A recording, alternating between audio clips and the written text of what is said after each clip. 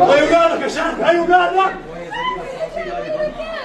وهذا ركان، هذا ركان ابن الاكبر وابنته ريفان.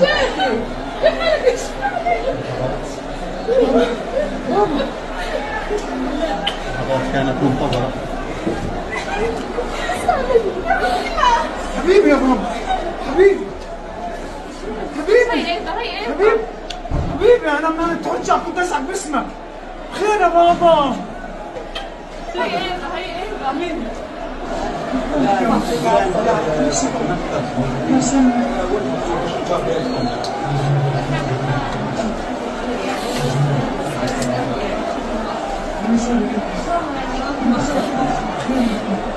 زميل صحفي وزميل صحفي